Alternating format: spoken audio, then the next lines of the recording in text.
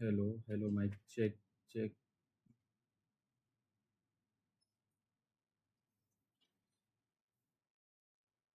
Hello friends, three demigods में आपका स्वागत है। तो आज की इस वीडियो में हम लोग क्लास 10th का first chapter chemistry chemical reactions and equations पढ़ेंगे, जिसका हम लोग पार्ट 1 देखेंगे। ओके, तो चलिए शुरू करते हैं। सबसे पहले देखते हैं कि केमिकल रिएक्शन जो होता है, इसमें सबसे पहले दो तरह के चेंज होते हैं। एक होता है केमिकल चेंज और एक होता है फिजिकल चेंज। सपोज दैट कि अगर कोई चीज है, कोई सब्सटेंस है, अगर वो टूट जाता है, सपोज दैट कि एक चेयर है, ठीक है, एक चेयर है, अगर वो टूट जाता है तो चेयर जो है वो फिजिकली चेंज हुआ। इसको फिर से जोड़ जाड़ करके उसी फॉर्म में बनाया जा सकता है। लेकिन अगर एक चेयर को पिघला दिए, ठीक है, तो वो केमिकली चेंज हुआ, वो जल गया, दूसरे स्टेट में कन्वर्ट हो गया। कुछ पार्ट्स क्या हुए कि बर्न होकर के गैसियस स्टेट में चले गए, उड़ गए, तो वो केमिकली चेंज हुआ। तो सबसे पहले डेफिनेशन देखते हैं केमिकल चेंज क्या होता है। It is a process of change in new substance. एक प्रोसेस है new substance with new properties form, उसमें अलग अलग प्रॉपर्टीज फॉर्म्ड होंगे। जैसे हम लोग देखते हैं रैपनिंग ऑफ फ्रूट्स। एक क्या है कि जो फ्रूट्स पकते हैं, तो फ्रूट्स जब पक गया तो क्या फिर उसको कच्चा किया जा सकता है? नहीं किया जा सकता है। तो ये क्या हो गया, उसमें केमिकली चेंज हो गया, केमिकल्स चेंज हो गए। जैसे कि जब फ्रूट्स कच्चा था तो वो कुछ अलग टेस्ट दे रहा था, लेकिन जब वो पक गया तो उसमें अलग अलग केमिकल्स ऐड हो गए। तो ये हो गया उसके केमिकल चेंज। ये कुछ कॉमन चेंजेस हैं जो हमारे डेली लाइफ में देखे जाते हैं। तो हम लोग देख लेते हैं कौन कौन से हैं। पहला है राइपनिंग ऑफ फ्रूट्स, फ्रूट्स का पकना। फर्मेंटेशन ऑफ फ्रूट जूस, अब फ्रूट के जूस को फर्मेंट कर दे। फर्मेंट करने का मतलब ये होता है कि एक कंटेनर में उसको बंद करके रख दिया जाए, यानी कि उसमें ऑक्सीजन वेंटिलेशन ना हो, ऑक्सीजन आसपास उसमें नहीं जाए, तो उसको हम लोग बोलते हैं फर्मेंट कर देना। कुकिंग ऑफ फूड, फूड को कुक करना। जैसे कि अगर मान लो राइस हम लोग पकाते हैं, ठीक है, या फिर सब्जी पकाते हैं, तो उसमें क्या होता है, केमिकली चेंज हो रहा है। Digestion of food, food digest हो गया। Burning of fuel, fuel burn हो रहा है। रेस्पायरेशन, ये सब क्या है, ये केमिकल चेंज है। तो ये सारे केमिकल चेंज को हम लोग रिप्रेजेंट कर सकते हैं एक एक सेंटेंस में, एक इक्वेशन पे। उसी को हम लोग बोलते हैं एक केमिकल रिएक्शन। तो देखते हैं केमिकल रिएक्शन क्या होता है। कि it is a chemical change. Chemical reaction क्या है, एक केमिकल चेंज है इन विच वन और मोर सब्सटेंस रिएक्ट, जिसमें क्या होता है कि एक या एक से ज्यादा सब्सटेंस रिएक्ट करते हैं एक या एक से ज्यादा प्रोडक्ट्स बनाने के लिए, और वो जो प्रोडक्ट्स बनते हैं वो इंटायरली डिफरेंट प्रॉपर्टीज होता है जो पहले था। पहले जो था, जो भी पहले हमने सब्सटेंस लिया था, अब दोनों को मिक्स करके जो हमने तीसरा सब्सटेंस बनाया है वो बिल्कुल ही अलग होगा। तो इसको हम लोग बोलेंगे कि यहाँ पर केमिकल रिएक्शन हुआ है। उसके स्टेट चेंज हो जाएंगे, उसका कलर चेंज हो जाएगा, उसके टेम्परेचर चेंज हो जाएंगे, है ना। टेम्परेचर क्यों चेंज होते हैं? तो due to evolution of gas, gas के इवोल्यूशन से। सपोज दैट कि आप एक लाइम जानते, लाइम, क्विक लाइम जिसको बोलते हैं, चूना। चूना को अगर आप पानी में डालोगे तो चूना का जो पहले टेम्परेचर था और पानी में डालने के बाद टेम्परेचर वो अलग होगा, क्योंकि वो एक्सोथर्मिक रिएक्शन होता है, उसमें टेम्परेचर जो है वो बढ़ जाता है। ठीक है, तो ये एक एग्जांपल था।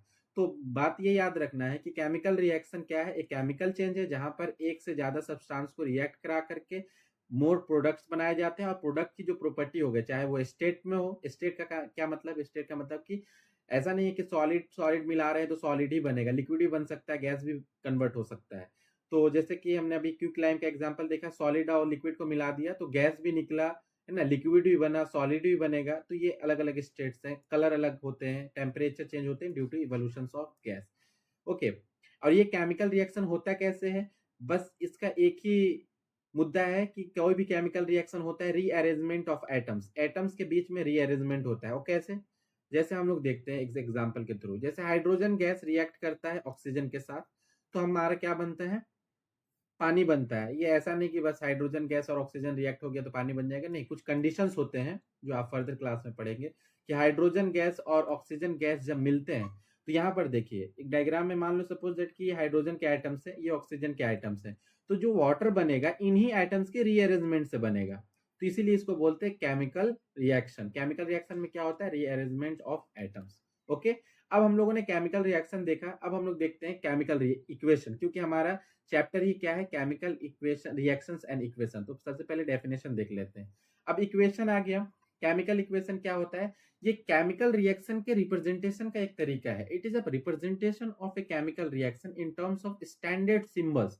स्टैंडर्ड सिंबल्स यूज करते हैं, फॉर्मूला यूज करते हैं for the reactant and product. अब ये दो टर्म आया नीचे, ये एक रिएक्टेंट एंड प्रोडक्ट। ये क्या होता है देखिए, सपोज दैट मैंने ऊपर एक एग्जांपल दिया कि हाइड्रोजन गैस। हाइड्रोजन गैस का अब स्टैंडर्ड रिप्रेजेंटेशन और स्टैंडर्ड सिंबल जो होता है वो होता है H2। कि हाइड्रोजन के दो मॉलिक्यूल मिलते हैं तो हाइड्रोजन गैस बनता है, सॉरी हाइड्रोजन के दो आइटम्स मिलते हैं तो हाइड्रोजन मॉलिक्यूल बनता है, ऑक्सीजन के दो आइटम्स मिलते हैं तो ऑक्सीजन मॉलिक्यूल्स बनता है। कहने का मतलब ये है कि हाइड्रोजन के दो आइटम्स मिलेंगे तो H2 बनेगा। तो H जो है वो आइटम्स है एंड H2 जो है वो मॉलिक्यूल है, ये मैं कह रहा था। तो हाइड्रोजन गैस और ऑक्सीजन गैस कंबाइन होंगे तो हमारे पास क्या बनेगा, H2O बनेगा। ठीक है, तो ये H2 और O2 इस साइड में जो है इसको हम लोग बोलते हैं रिएक्टेंट्स, एंड इस साइड वाले को हम लोग बोलते हैं प्रोडक्ट्स। यानी कि दो रिएक्टेंट्स या दो या तीन, दो से ज्यादा रिएक्टेंट्स को मिला करके प्रोडक्ट बनाया जाता है, तो उसको हम लोग क्या बोलते हैं, एंड इसको रिप्रेजेंट करने के तरीके को हम लोग बोलते हैं केमिकल इक्वेशन। एंड इस केमिकल इक्वेशन में मेन चीज क्या है, एक रिएक्टेंट्स होता है, एक प्रोडक्ट्स होता है और एक एरो साइन होता है, ये फॉरवर्ड साइन भी बोलते हैं। इसका मतलब ये होता है कि ये दो चीज मिल करके ये तीसरा चीज बन रहा है, बस। It is the way of representation only and nothing else. Okay, अब हम लोग आगे देखते हैं और भी एग्जाम्पल देखते हैं। जैसे एक मैग्नीशियम रिबन होता है, उसको ऑक्सीजन के प्रेजेंट में जलाया जाता है तो ये क्या प्रोड्यूस करता है, white powder of magnesium oxide produce करता है। ये याद रखिएगा, ये एग्जाम में पूछता है आपके कि जब मैग्नीशियम रिबन को बर्न्स किया जाता है ऑक्सीजन के प्रेजेंट में तो वो क्या रिलीज करता है आपका, वो रिलीज करता है white powder of magnesium oxide, जिसको किस तरीके से रिप्रेजेंट कर सकते हैं, इस तरीके से रिप्रेजेंट कर सकते हैं। ये आपका हो गया कि जब मैग्नीशियम को ऑक्सीजन के साथ मिलाया गया तो ये आपका मैग्नीशियम ऑक्साइड बना, ये व्हाइट पाउडर होता है। तो इसका नेम लिख सकते हैं, ये हमारा मैग्नीशियम है, ये हमारा ऑक्सीजन है, ये हमारा मैग्नीशियम ऑक्साइड है। तो अभी ऊपर हमने बताया कि केमिकल रिएक्शन का रिप्रेजेंटेशन है ये। ठीक है, तो इस साइड वाले को, लेफ्ट साइड वाले को, इन लेफ्ट साइड वाले को हम लोग क्या बोलते हैं, रिएक्टेंट। यानी कि अगर पूछा जाए कि इस इक्वेशन में रिएक्टेंट में क्या क्या है, तो एक हमारा मैग्नीशियम है और एक हमारा ऑक्सीजन है। इन दोनों को मिला करके जो प्रोडक्ट बनाया जा रहा है ये हमारा मैग्नीशियम ऑक्साइड है। और मैग्नीशियम ऑक्साइड कैसा बना, तो यहाँ पर मैग्नीशियम ऑक्साइड जो बना है व्हाइट पाउडर है मैग्नीशियम ऑक्साइड का। ओके, तो ये हमारा केमिकल इक्वेशन का रिप्रेजेंटेशन हुआ। ठीक है, अब हम देखते हैं केमिकल रिएक्शन के क्या क्या कैरेक्टरिस्टिक्स होते हैं। सबसे पहला कैरेक्टरिस्टिक्स ये है फॉर्मेशन ऑफ प्रिसिपिटेट, यानी कि कुछ रेसिड्यू बचते हैं। यानी केमिकल रिएक्शन होने के बाद क्या होता है, कुछ बचता है। सपोज दैट कि प्रिसिपिटेट किसको बोलते हैं, आप रियल लाइफ एग्जांपल में देखोगे तो सपोज कि तेल है, तेल में हमने किसी चीज को फ्राई किया, तो फ्राई करने के बाद जो नीचे में छोटे छोटे पार्टिकल्स बचते हैं ना, उसी को हम लोग बोलते हैं प्रिसिपिटेट। बचे हुए रिसाइड्यूल चीज को बोलते हैं प्रिसिपिटेट। तो जब भी केमिकल रिएक्शन होगा तो कुछ प्रिसिपिटेट भी बचेंगे, इवोल्यूशन ऑफ गैस होगा, कलर चेंज होगा, टेम्परेचर चेंज होगा, स्टेट चेंज होगा। ये हमारे केमिकल रिएक्शन के क्या है, कैरेक्टरिस्टिक्स है। ये याद रखिएगा, formation of precipitate, evolution of gas, colour change, temperature change and state change. ये बात आप याद रखेंगे। ओके, अब हम लोग देखते हैं कि अब केमिकल रिएक्शन तो एंड इक्वेशन तो हमने रिप्रेजेंट करना सीखा। अब ये एक टर्म आता है कि केमिकल रिएक्शन को बैलेंस करके लिखना है। ऐसा नहीं ना हो सकता है कि आप बैलेंस की करने की क्यों जरूरत है, बैलेंस करने की जरूरत इस वजह से है कि ऐसा नहीं हो सकता है कि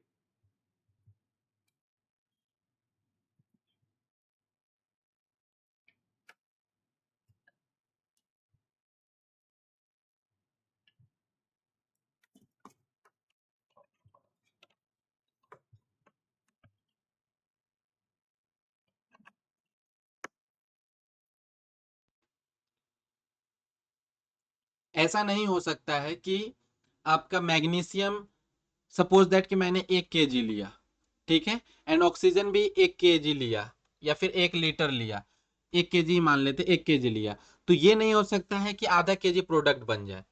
1 kg लिया है, 1 kg ये लिया है, तो इधर 2 kg ही बनना चाहिए, तभी तो कंजर्वेशन ऑफ मास होता है। जितना भी ये कटा, तो इसलिए बैलेंस करने की जरूरत पड़ती है कि ताकि मास जो है वो कंजर्व्ड रहे।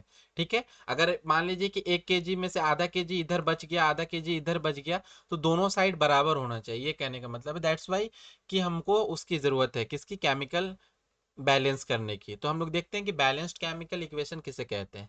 Equation having equal number of atoms और masses of various elements in the reactants as well as product is called balanced chemical equation. कहने का मतलब ये है कि रिएक्टेंट और प्रोडक्ट में इक्वल नंबर ऑफ आइटम्स होने चाहिए, या फिर मासेस, जो अलग अलग एलिमेंट्स के मास है वो बराबर होने चाहिए रिएक्टेंट और प्रोडक्ट दोनों में। दैट्स वाई वी कॉल्ड है बैलेंस्ड केमिकल इक्वेशन। अगर हमारे पास एक अनइक्वल नंबर ऑफ आइटम्स हुए दोनों साइड, तो इसको हम लोग बोलते हैं अनबैलेंस्ड केमिकल इक्वेशन। ठीक है, एंड बैलेंस करने की क्यों जरूरत है हमको? बैलेंस करने की जरूरत अभी मैंने बताया, कंजर्वेशन ऑफ मास, यानी कहने का मतलब है कि total mass of reactant should be equal to the total mass of products. Total mass mass के रिएक्टेंट और प्रोडक्ट के रिएक्टेंट के मास और प्रोडक्ट के मास दोनों बराबर ही होने चाहिए। अगर नहीं होंगे तो ये कंजर्वेशन ऑफ मास का वायलेशन हो जाएगा। तो इस वजह से हमको केमिकल को इक्वेशन को बैलेंस करने की जरूरत है। ठीक है, तो अब हम लोग चलिए देखते हैं किस तरीके से बैलेंस करते हैं। तो सबसे पहले एक आपको ऊपर ऊपर से एक ट्रिक बता देता हूँ बैलेंस करने का तरीका क्या होता है, कि कुछ मेटल्स एंड नॉन मेटल्स के नाम याद कर लीजिए। जैसे जिंक हमारा क्या है, मेटल्स है आयरन, मेटल्स है सोडियम, मेटल्स है एल्युमिनियम, मेटल्स है मैग्नीशियम, मेटल्स है मैंगनीज, मेटल्स है कॉपर, मेटल्स है लेड, मेटल्स है बेरियम, मेटल्स है। नॉन मेटल्स में chlorine, bromine, sulphur, nitrogen, carbon, oxygen, hydrogen, ये सब क्या है, नॉन मेटल्स है। तो सबसे पहले केमिकल इक्वेशन कभी भी आए तो उसमें मेटल्स को आप क्या करिए, सबसे पहली प्रायोरिटी दीजिए कि उनको, उनके एटम्स को हमको बराबर करना है। ये एटम्स को बराबर करने का क्या मतलब है, सपोज दैट देखो कैसे बराबर करते हैं। इधर जिंक हमारा कितना है, एक आइटम है जिंक का, तो राइट हैंड साइड में कितना है, राइट हैंड साइड में भी एक ही है, तो यानी कि ये बराबर है। लेकिन अब देखो कि HCl, HCl कितना है हमारे पास, HCl में हमारा पहला आइटम क्या है, हाइड्रोजन, दूसरा है क्लोरीन। तो अब क्लोरीन चेक करो, पहले मेटल चेक करेंगे उसके बाद नॉन मेटल चेक करेंगे, तो क्लोरीन चेक करो। तो क्लोरीन देखे हमने कि रिएक्टेंट में एक क्लोरीन है एंड प्रोडक्ट में दो क्लोरीन है। इसका क्या मतलब है कि हमको रिएक्टेंट में भी दो क्लोरीन लेना होगा। तो दो क्लोरीन के आइटम्स हमने रिएक्टेंट में जोड़ दिए। अब फिर से चेक करो, अब फिर से चेक करो, फिर से चेक करोगे तो क्या होगा कि जिंक हमारा एक है, जिंक हमारा इधर एक है, सही है। क्लोरीन हमारा दो है, क्लोरीन हमारा इधर भी दो है, सही है। हाइड्रोजन हमारा इधर दो हुआ, इधर भी हाइड्रोजन दो हुआ, तो ये हमारा क्या हो गया, ये बैलेंस्ड केमिकल इक्वेशन हो गया। Are you getting my point? Okay, तो ये हमारा बैलेंस्ड केमिकल इक्वेशन हो गया। और भी बहुत सारे एग्जांपल्स हम लोग देखेंगे, चलिए हम लोग और भी एग्जांपल्स सोल्व करते हैं ताकि ये क्लियर हो जाए कि किसी तरह कोई डाउट ना रहे। तो चलिए देखते हैं इसमें। सबसे पहले हम लोग मेटल को देखेंगे, आयरन, ये हमारा आयरन है। तो इधर आयरन कितना है रिएक्टेंट में, एक, इधर रिएक्टेंट में एक आयरन है, इधर रिएक्टेंट में कितना है, तीन। तो रिएक्ट प्रोडक्ट में तीन है तो रिएक्टेंट में भी तीन होना चाहिए, तो तीन से इधर मल्टीप्लाई कर दिए। ठीक है, तो अब चेक करेंगे कि रिएक्टेंट में तीन हो गया, प्रोडक्ट में भी तीन हो गया। अब उसके बाद हम लोग ऑक्सीजन को देखेंगे, तो ऑक्सीजन कितने हैं, ऑक्सीजन इधर हमारे पास एक है, ऑक्सीजन इधर हमारे पास एक है, लेकिन इधर ऑक्सीजन हमारे पास चार है, तो इधर भी चार होना पड़ेगा। तो यहां पर हमने चार लिख दिया, तो चार ऑक्सीजन हो गया। तो अब हाइड्रोजन देखेंगे, अब चार ऑक्सीजन इधर हो गया, अब हाइड्रोजन कितना हो गया, आठ, तो इधर भी हाइड्रोजन आठ होना चाहिए, इधर दो है तो फिर यहाँ भी चार लिख देंगे। तो इससे अब फाइनली जब चेक करोगे आप तो क्या होगा, ये बैलेंस हो जाएगा। तीन हमारे पास आयरन इधर भी है, तीन आयरन इधर भी है ना, और आपके पास चार ऑक्सीजन इधर भी है एंड चार ऑक्सीजन इधर भी है, एट हाइड्रोजन इधर भी है, एट हाइड्रोजन इधर भी है। तो now it's a balanced chemical equation, balanced chemical equation. आपको नंबर ऑफ आइटम्स को बैलेंस करना है और कुछ नहीं करना है। अब भी बहुत सारे सवाल करेंगे तो क्लियर हो जाएगा। ठीक है, जैसे फिर इधर अब चेक करो, आयरन, आयरन हमारा कितना है इधर, आयरन इधर हमारा दो। ठीक है, आयरन हमारा इधर कितना है, चेक करो, इधर आयरन दो है, इधर आयरन कितना है इक्वेशन में दिया हुआ 1, तो इसको भी 2 कर देंगे, 2 से मल्टीप्लाई कर देंगे, तो ये हमारा 2 हो जाएगा। अब उसके बाद हम लोग देखेंगे एल्युमिनियम। एल्युमिनियम इधर कितना है, तो एल्युमिनियम हमारा है 1, इधर कितना है, इधर कितना है एल्युमिनियम, तो इधर एल्युमिनियम 2 है, तो इधर भी 2 होना चाहिए, तो इधर हमने 2 कर दिया। अब फिर चेक करेंगे, जब भी मल्टीप्लाई करने के बाद चेक करेंगे कोई चेंज तो नहीं हुआ। अब देखेंगे कि आयरन कितना है, तो आयरन हमारे पास 2 है, तो इधर भी हमारा 2 है, ये बात सही है। ऑक्सीजन कितना है, इधर 3 है, इधर भी 3 है। एल्युमिनियम कितना है, इधर 2 है, इधर भी 2 है। तो अब ये हमारे पास बैलेंस्ड केमिकल इक्वेशन हो गया, ये हमारे पास क्या हो गया, बैलेंस्ड केमिकल इक्वेशन हो गया। अब नेक्स्ट एग्जाम्पल हम लोग देखते हैं, तो आप वीडियो को पॉज करके खुद से बनाओ इसको। देखिए, अगर देखें तो ये हमारा बेरियम क्लोराइड है, ये अल्मोनियम सल्फेट है, ये बेरियम सल्फेट है एंड एल्युमिनियम क्लोराइड है। सबसे पहले हम बेरियम से शुरू करते हैं। तो बेरियम हमारे पास कितना है यहाँ पर 1, इधर कितना है 1, ये तो बैलेंस्ड है। क्लोरीन इधर कितना है, क्लोरीन है 2, इधर क्लोरीन कितना है 3। तो अगर क्लोरीन 2 है, इधर 3 है, तो हमारे पास क्या होना चाहिए, दोनों बराबर होना चाहिए, दोनों बराबर करना पड़ेगा ना क्लोरीन और इसको। तो अब उसके बाद इधर देखते हैं, क्योंकि ये 2 और 3 का है, एक का डिफरेंस है, इवन का होता तो मल्टीप्लाई कर देते, ऑड का डिफरेंस होता है ना, तो वेट करते हैं कि अगला एलिमेंट्स को हम लोग चेक करते हैं, ताकि उससे मल्टीप्लाई होकर के शायद वो बराबर हो जाए। जैसे कि एल्युमिनियम इधर कितना है 2, ठीक है, एल्युमिनियम इधर 2 है, इधर एल्युमिनियम कितना है 1, तो 2 से यहाँ मल्टीप्लाई कर दिए, तो एल्युमिनियम 2 हो गया। अब देखिए एल्युमिनियम जैसे ही 2 हुआ तो क्लोरीन 6 हो गया, समझ में आया। एल्युमिनियम जैसे ही 2 हुआ तो क्लोरीन 6 हो गया, क्लोरीन पहले कितना था 2, और जब 6 हुआ तो इधर 3 से मल्टीप्लाई कर देंगे, तो ये हो गया क्लोरीन कितना, क्लोरीन 6 हो गया। तो अब क्लोरीन इधर भी 6 है। अब यहां पर चेक करोगे बेरियम 3 हो गया, है ना, बेरियम 3 हो गया, तब इधर भी बेरियम 3 होना चाहिए, तो 3 से यहां मल्टीप्लाई कर देंगे, ठीक है। अब 3 से यहाँ मल्टीप्लाई किए, तो फिर चेक कर लें एक बार फिर से, बेरियम कितना है 3 है, इधर कितना है 3 है, क्लोरीन इधर कितना है 3 टू जा 6, 6 है, इधर भी कितना है 6। एल्युमिनियम कितना है, इधर 2 है, इधर कितना है एल्युमिनियम 2 है। अब सल्फर देखो, सल्फर कितना है, यहाँ सल्फर 3 है, तो इधर सल्फर कितना है, सल्फर इधर भी 3 है। ऑक्सीजन कितना है 12 है, ऑक्सीजन इधर कितना है, इधर भी 12 है। तो अब ये हमारे पास क्या हो जाएगा, बैलेंस्ड हो जाएगा, ठीक है। ये अब हमारे पास क्या हो गया, ये बैलेंस्ड हो गया। तो इस तरीके से आपको बैलेंस करना होगा, ठीक है। ये इजी होता है, इसमें कोई मसला नहीं है आपको। अब देखते हैं, ये एक लेड नाइट्रेट दिया हुआ है, लेड ऑक्साइड दिया हुआ है, नाइट्रोजन ऑक्साइड दिया है और ऑक्सीजन दिया हुआ है, चेक करो। इधर लेड कितना है, इधर लेड है आपका 1, इधर कितना है 1, ये तो बैलेंस्ड है। अब इधर नाइट्रोजन कितना है, इधर 2 नाइट्रोजन है, इधर 1 है, तो इसको 2 कर दिए, तो ये हमारा क्या हो गया, बैलेंस्ड हो गया। अब इधर ऑक्सीजन कितना है 6, ऑक्सीजन कितना है 3 टू जा 6, ठीक है, इधर ऑक्सीजन कितना है 6, इधर कितना है, तो ये 4 हुआ आपका, ये 4 हुआ, ठीक है, ये 4 हुआ, और ये हमारा 2, 4 2 6, और ये एक 7 हो गया। जब 7 हो गया तो इसमें गड़बड़ हो गया आपका, क्योंकि ऑक्सीजन 7 नहीं हो सकता है, ऑक्सीजन को भी 6 करना होगा। तो ऑक्सीजन को 6 करने के लिए 2 में से एक आधा कर देंगे, O2 एक दो, दो आइटम से इसको आधा कर दिए तो 1 हो गया। अब काउंट करो, अब काउंट करो, तो इधर 6 था, इधर 1 और 2 3, 1 और 2 2 4, ये 2 है ना, ये 4 है हमारे पास ऑक्सीजन, 4 और एक 5, अब 5 अब 1, क्योंकि O2 में कितना है 2, उसका आधा कर दिए तो 1 बचा, तो 1, तो ये हो गया कितना 6। अब बैलेंस्ड हो गया। लेकिन अभी हम लोग नंबर ऑफ आइटम्स को फ्रैक्शन में नहीं रख सकते, तो इस फ्रैक्शन को हटाने के लिए क्या करेंगे कि पूरे केमिकल इक्वेशन को 2 से मल्टीप्लाई कर देंगे, ताकि ये कैंसिल हो जाए। अब 2 से मल्टीप्लाई करो, तो ये हो जाएगा हमारे पास 2PbNO3 whole twice gives 2PbO plus 4NO2 plus 2 इन ये हाफ इंटू 2 इंटू O2 होगा, तो ये 1 1 कैंसिल होकर के हमारे पास सिर्फ O2 बचेगा, है ना। तो ये जब सिर्फ O2 बचेगा तो हम लोग सिर्फ इसको यहाँ पर O2 ही लिख देते हैं।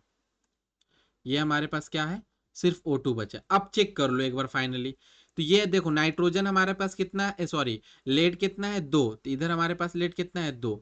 अब नाइट्रोजन कितना है, तो दो यहाँ पर है, हॉल ट्वाइस में दो है और दो इधर, तो 4 नाइट्रोजन है, 4 नाइट्रोजन हमारे यहाँ पर ही हो गया। अब 6 टू जा 12 ऑक्सीजन है, तो ऑक्सीजन कितना है यहाँ पर चेक करो, तो 2 ऑक्सीजन और 8 ऑक्सीजन 10 और 2 12, ये हमारे पास फाइनली हमारे पास बैलेंस्ड केमिकल इक्वेशन आया। तो ये हमारे पास क्या हो गया, बैलेंस्ड केमिकल इक्वेशन, ये बैलेंस्ड केमिकल इक्वेशन। इसी तरीके से हम लोग देख सकते हैं, एक सीबीएसई में सवाल आया हुआ है, उसको सॉल्व करते हैं। ये सीबीएसई का सवाल है, तो सवाल क्या है, सवाल क्या है देखते हैं। To balance the following chemical equation the value of x and y should respectively be, क्या इसका वैल्यू होना चाहिए वो पूछ रहा है, ठीक है। इसको बैलेंस्ड करना है। सबसे पहले एक्स कहाँ पर है, यहाँ पर, तो बस सवाल पहले लिख लेता हूँ। क्या है हमारे पास, ये हो गया 2NaOH प्लस एक्स हमारे पास यहाँ पर, इसको छोड़ देते हैं, यहाँ पर नंबर अभी हमको लिखना पड़ेगा, ठीक है। ये देता है हमारे पास NaAlO2 प्लस H2O। अब चेक करो, नाइट्रोजन इधर कितना है, नाइट्रोजन इधर 2 है, तो इधर भी 2 होना चाहिए, यहाँ पर 1 है तो 2 से मल्टीप्लाई कर दिए, तो नाइट्रोजन 2 हो गया। अब हमारे पास एल्युमिनियम देखते हैं, एल्युमिनियम कितना है यहाँ पर, तो 2 है, इधर एल्युमिनियम कितना है, यहाँ से 2 मल्टीप्लाई करने के बाद ये भी 2 हो गया, तो ये बैलेंस्ड हो गया। अब ऑक्सीजन चेक करते हैं, ऑक्सीजन कितना है यहाँ पर, ऑक्सीजन है 3 और 2 5, 5 ऑक्सीजन है, तो ऑक्सीजन को बैलेंस करना पड़ेगा। इधर कितना है, 2 2 4 1 5, इधर भी तो 5 है, ये तो बैलेंस्ड हो गया। हाइड्रोजन कितना है, हाइड्रोजन कितना है, दो, 2 हाइड्रोजन है, इधर भी 2 हाइड्रोजन है, ठीक है। ऑक्सीजन एक बार चेक कर लो, तो ऑक्सीजन इधर 2 हो गया यहाँ पर और 3 यहाँ पर, तो ये हमारे पास कितना हो गया, 5 ऑक्सीजन हो गया। यहाँ पर चेक कर लो, 2 2 जा 4, 4 ऑक्सीजन यहाँ और 1 ऑक्सीजन यहाँ, 4 प्लस 1 यहाँ भी 5, ऑक्सीजन बैलेंस्ड हो गया। यानी कि हमारे पास सब वैल्यू मिल गया। एक्स की जगह पर यहाँ पर एक्स था ना, यहाँ पर एक्स की जगह क्या आया, यहाँ पर कुछ नहीं 1 है। अब यहाँ पर वाई था हमारा, तो वाई की जगह क्या आया 2, तो हमारे पास फाइनली क्या हो गया, एक्स की वैल्यू 1 हुई और वाई की वैल्यू 2 हुई। आई होप कि आप लोगों को समझ में आया होगा, है ना।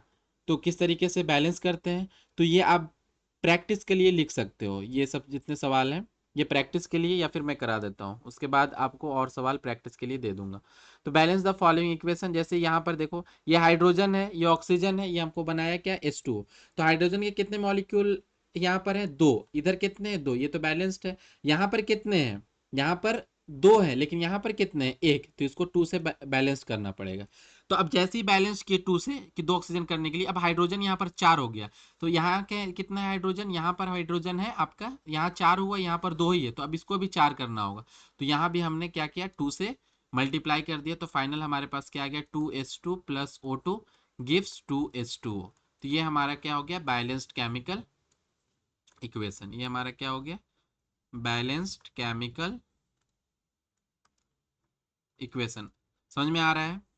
अब देखते हैं नाइट्रोजन का, ये नाइट्रोजन है, ये हाइड्रोजन है, ये NH3 है, तो अब काउंट करो, नाइट्रोजन कितना है यहाँ पर 2, इधर कितना है 1, तो 2 से मल्टीप्लाई कर दिए, दोनों हो गया। अब हाइड्रोजन कितना है यहाँ पर 2, यहाँ कितना है, तो 2 3 जा 6, यहाँ 6 हाइड्रोजन है, तो इधर भी 6 होना चाहिए, तो 3 से मल्टीप्लाई यहाँ करेंगे तो 3 2 जा 6, तो अब ये हमारे पास क्या हो जाएगा, N2 plus 3H2 gives 2NH3, ये हमारे पास क्या हो जाएगा, ये बैलेंस्ड केमिकल इक्वेशन हो जाएगा, ये हमारे पास क्या हो जाएगा, बैलेंस्ड हो जाएगा। ठीक है, वीडियो को पॉज करके आप ये बना सकते हैं थर्ड वाला। ये सोडियम है हमारे पास, ये H2O है, ये सोडियम प्लस वाटर क्या होता है, sodium hydroxide plus H2 gas release करता है। अब चेक करो कितने आइटम्स हैं, नाइट्रोजन के एक आइटम्स है, नाइट्रोजन के एक आइटम्स है, ये सही है, कोई दिक्कत नहीं है, ठीक है। ऑक्सीजन के कितने हैं, एक है, इधर इधर भी एक है, सही है, कोई दिक्कत नहीं है। अब हाइड्रोजन चेक करो, हाइड्रोजन इधर कितना है, हाइड्रोजन इधर 2 है, इधर हाइड्रोजन कितना है 3 है, तो हाइड्रोजन को 2 बनाने के लिए इस 2 मॉलिक्यूल का हाफ कर देते हैं, इस 2 मॉलिक्यूल जो है हाइड्रोजन का, इसका हाफ कर दें, एक हो जाए। अब ये एक हो गया, ये एक हो गया, तो 2 हो जाएगा। अब अभी हमने एक क्लास वाल में किया था कि जब भी फ्रैक्शन हो तो इसको मल्टीप्लाई करके क्या करो, इसको होल नंबर बना दो, तो ये 2 से मल्टीप्लाई कर दिए क्योंकि बेस में 2 है, तो 2 से जैसे ही मल्टीप्लाई करोगे तो आपके फाइनल इक्वेशन 2 को मल्टीप्लाई करना है पूरे इक्वेशन में, तो ये हो जाएगा 2 molecule of sodium plus 2H2O gives 2NaOH plus H2। अब फाइनली चेक कर लीजिए, तो इधर हमारे पास दो सोडियम बच गए, तो इधर भी 2 सोडियम हो गया। इधर इधर हमारे पास 2 ऑक्सीजन हो गए, तो इधर भी हमारे पास 2 ऑक्सीजन हो गया। ठीक है, इधर हमारे पास 4 हाइड्रोजन हो गए, तो 2 हाइड्रोजन प्लस 2 हाइड्रोजन, यहाँ भी 4 हो गया, तो ये हमारे पास क्या हो गया, ये हमारा बैलेंस्ड केमिकल इक्वेशन हो गया। ओके, तो एक और पीवाईक्यूज देख लेते हैं जो सीबीएसई 2024 में आया है। ठीक है, इसमें हमको 4 वैल्यूज बताना है कि to balance the chemical equation find A B C D, 4 value बताना है। ठीक है, हमारे पास दिया क्या है, ये हमारे पास है Al2O3 plus HCl gives AlCl3 plus H2O। तो वैसे ही चेक करना है, कोई भी सवाल है वैसे चेक करो। अब देखो तो क्या है कि इधर हाइड्रोजन हमारे पास कितना है, सॉरी, एल्युमिनियम कितना है, इधर एल्युमिनियम 2 है, इधर एल्युमिनियम कितना है, 1। इधर एल्युमिनियम 1 है ना, तो इसको 2 से मल्टीप्लाई कर दिए। जैसे ही 2 से मल्टीप्लाई कर दिए तो ये हमारे पास क्या हो गया, एल्युमिनियम बैलेंस्ड हो गया। ठीक है, अभी और एलिमेंट्स को बैलेंस करने के बाद फाइनल एक बार चेक करेंगे। तो एल्युमिनियम बैलेंस कर दिए, अब क्लोरीन को बैलेंस करते हैं। क्लोरीन इधर कितना है, क्लोरीन है हमारे पास 1, इधर क्लोरीन कितना है, Cl3 कितना है, 2 है, तो ये कितना हो जाएगा 6, तो इधर हमारा 6 होना चाहिए, तो 6 से मल्टीप्लाई कर दिए। ठीक है, अब हम लोग देखते हैं हाइड्रोजन, ऑक्सीजन, ऑक्सीजन कितना है 3, इधर ऑक्सीजन कितना है 1, तो 3 से यहाँ मल्टीप्लाई कर दिए। अब आई होप कि हाइड्रोजन ऑलरेडी बैलेंस्ड हो गया होगा। चेक करते हैं, क्योंकि जब ऑक्सीजन को आप बैलेंस कर देते हो तो हाइड्रोजन ऑलरेडी बैलेंस हो जाता है। सबसे पहले आपकी प्रायोरिटी बता देता हूं कि कैसे बैलेंसिंग करना है। सबसे पहले मेटल्स या नॉन मेटल्स को आपको बैलेंस करना है। ठीक है, इसके बाद ऑक्सीजन को आप बैलेंस कर लीजिए और उसके बाद हाइड्रोजन को बैलेंस कर लीजिए, ये आपका पूरा बैलेंस्ड हो जाएगा इक्वेशन। ठीक है, जैसे जैसे हमने अल्मोनियम को बैलेंस किया, फिर क्लोरीन को बैलेंस किया, उसके बाद ऑक्सीजन को बैलेंस किया, उसके बाद हाइड्रोजन ऑलरेडी बैलेंस्ड हो गया। तो एक बार चेक कर लेते हैं। एल्युमिनियम के 2 मॉलिक्यूल इधर है, 2 इधर भी है, गुड। क्लोरीन के 6 इधर है, 6 इधर भी है। ऑक्सीजन के 3 इधर है, 3 इधर भी है। हाइड्रोजन चेक कर लो, तो 6 हाइड्रोजन इधर है एंड 6 हाइड्रोजन यहाँ भी है, 2 3 जा 6। तो ये हमारा क्या हो जाएगा फाइनल। अब हम लोग चेक कर लेते हैं ए की वैल्यू क्या है, तो ए की वैल्यू यहाँ पर होगी। ए की वैल्यू क्या है, ए की वैल्यू 1। बी की वैल्यू यहाँ पर होगी, तो बी की वैल्यू क्या है, बी की वैल्यू है 6। सी की वैल्यू यहाँ पर होगी, सी की वैल्यू क्या है, सी की वैल्यू है 2। डी की वैल्यू क्या है 3। तो ये हमारे पास फाइनल आंसर हो गया कि ए और बी एंड सी की वैल्यू क्या होगी। ओके, नेक्स्ट क्वेश्चन देखते हैं। बहुत ही इंटरेस्टिंग सवाल, ये सब पीवाईक्यूज है, आपका सवाल एग्जाम में आया हुआ है। ठीक है, तो अब हम लोग देखते हैं कि इसमें क्या बोल रहा है। इसमें भी हमको क्या बोल रहा है, एक्स वाई और जेड की वैल्यू बताने के लिए। तो एक बार लिख लेते हैं, हमारा इक्वेशन क्या है। इक्वेशन है कि मैग्नीशियम ऑक्साइड को HCl के साथ मिलाना है, तो बनता है हमारे पास मैग्नीशियम हाइड्रोक्लोराइड प्लस वाटर और प्लस क्या है, Cl2 गैस रिलीज होता है। तो अब चेक करते हैं, मैग्नीशियम इधर कितना है 1 है, इधर भी कितना है 1 है। क्लोरीन इधर कितना है 1 है, इधर कितना है 2, तो इधर हम लोग क्या करेंगे 2 से मल्टीप्लाई करके 2 कर लेंगे। ठीक है, अब हमारे नहीं नहीं नहीं, यहाँ पर भी है ना, क्लोरीन कितना है, इधर 2 इधर 2 4 है, तो यहाँ पर हम लोग 4 से मल्टीप्लाई करेंगे, तब हमारा क्लोरीन बैलेंस होगा। फिर एक बार चेक कर लेंगे, मैग्नीशियम कितना है 1, इधर कितना है 1, ये बैलेंस्ड है। क्लोरीन इधर कितना है 1, 1 था ना, इधर कितना था 4, तो यहाँ हमने 4 से मल्टीप्लाई करके बैलेंस कर लिया। अब हम लोग ऑक्सीजन देखेंगे, ऑक्सीजन यहाँ पर कितना है 2, यहाँ पर कितना है 1, तो इसको 2 से मल्टीप्लाई कर देंगे। तो अब हाइड्रोजन आई होप कि ऑलरेडी बैलेंस्ड हो गया होगा। अब चेक करते हैं हाइड्रोजन के बारे में। तो देखते हैं कि ये हाइड्रोजन हमारे पास इधर 4 है, इधर हाइड्रोजन हमारे पास कितना है, इधर भी हमारे पास हाइड्रोजन 4 है। ये यहाँ पर MnCl2 है ना, ये हमारे पास MnCl2 है, तो हाइड्रोजन 4 है, तो ये हमारे पास बैलेंस्ड हो गया। अब चेक कर लो, x की जगह क्या आया हमारे पास, x की जगह 4 आया। y की जगह क्या आया हमारे पास, y की जगह 2 आया। z की जगह क्या आया, कुछ नहीं है, तो 1 है, तो z की जगह हमारे पास 1 आया। तो ये हमारा फाइनल सॉल्यूशन हुआ। आई होप कि इतने सारे सवाल करने के बाद आपको समझ में आया होगा। तो आप खुद से भी सवाल बना सकते हैं, जैसे ये हम आपको सवाल देते हैं कुछ, वीडियोस पॉज करके ट्राई कीजिए। ठीक है, ये वीडियो को पॉज कीजिए और इसको बनाइए, सारे सवाल को लिख लीजिए। ये बहुत ही ईजी सवाल है। ठीक है, वीडियो को पॉज करके इसको बनाइए प्रैक्टिस के लिए। ओके बच्चों, आई होप कि आपको समझ में आया होगा। Till then keep learning, keep practice, see you in the next video. Thank you.